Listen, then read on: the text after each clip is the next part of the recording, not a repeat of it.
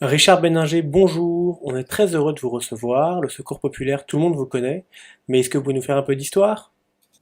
Ah ben c'est une bonne occasion puisque le Secours populaire, nous avons en 2015 fêté les 70e anniversaire du Secours populaire qui est né sous cette forme à la Libération et qui était une petite association de solidarité et qui est devenue, je crois, l'association de référence de la solidarité dans ce pays, avec plusieurs étapes. Il a surtout construit à travers son histoire, ses 70 ans, des activités diverses et des activités de solidarité sous toutes leurs formes.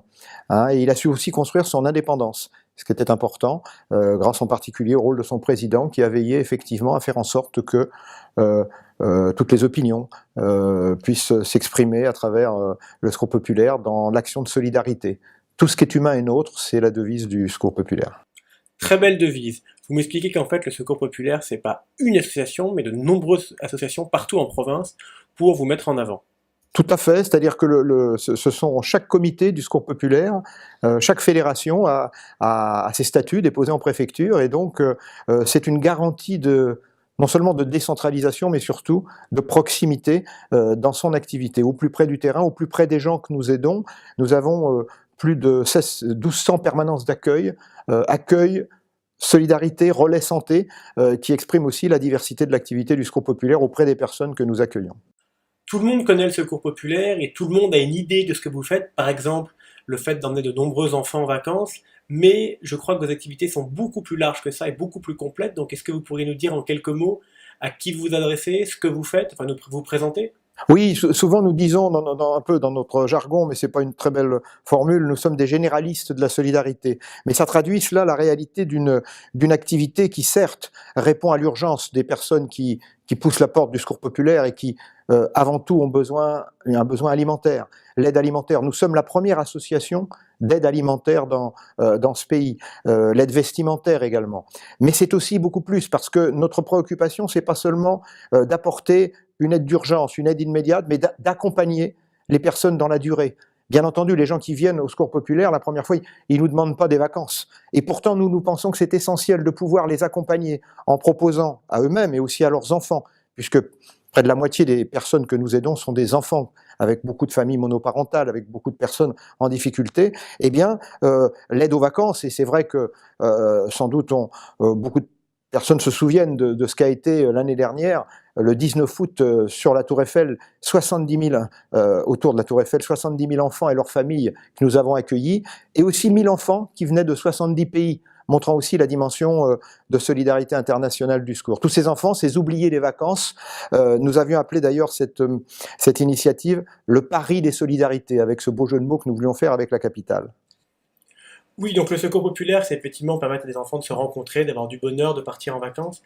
Mais je crois que vous êtes aussi le premier réseau social de France, avec plus de 2,7 millions de personnes accueillies par an, 80 000 bénévoles, 1 million de donateurs, plus de 250 partenaires mécènes.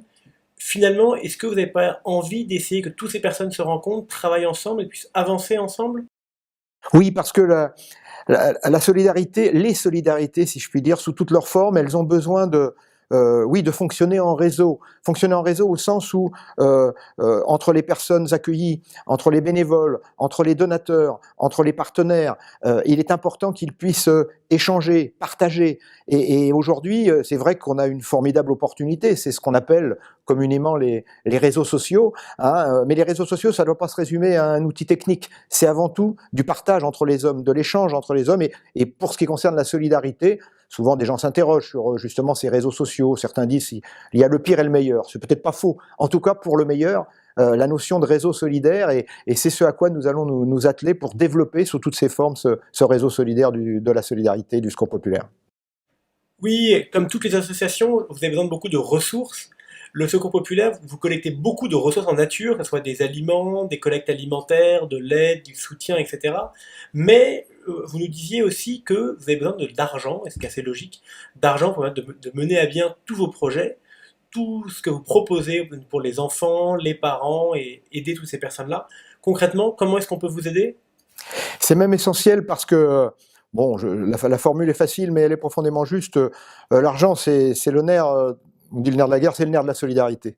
Le nerf de la solidarité, pourquoi? Parce que c'est sans doute aujourd'hui la forme la plus facile, opportune pour pouvoir répondre à l'ensemble des besoins. Bien entendu, l'aide alimentaire avec les moyens que nous donnent les personnes, quand on fait des grandes collectes, c'est nécessaire. Mais encore une fois, nous parlions des vacances, mais il faut savoir que permettre à un enfant de partir une journée en vacances, c'est 50 euros. Eh bien, ces sommes-là, il nous faut les collecter sous toutes les formes qui existent aujourd'hui, en particulier avec nos partenaires. Eh bien, c'est important. Et c'est vrai que peut-être que nous n'avons pas encore suffisamment montré, et nous allons faire des efforts pour le faire, pour montrer combien l'argent, à travers toutes les activités de solidarité, est absolument nécessaire pour pouvoir organiser au plus près des besoins des gens la solidarité. Oui, là, on est au cœur de nos pratiques. Une journée pour un enfant en vacances, c'est 50 euros. Concrètement, combien d'enfants vous avez amené en vacances en 2015?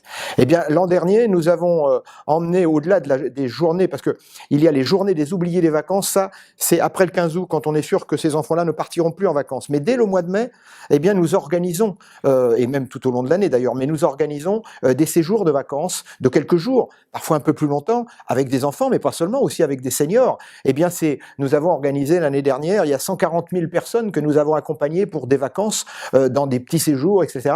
Et c'est vrai que c'est d'autant plus important que 2016, vous voyez, 80 ans après l'existence des congés payés, il y a encore un enfant sur 3 qui ne part pas en vacances et un Français sur 2. Merci beaucoup. Vous nous rappelez la très belle devise du Secours populaire?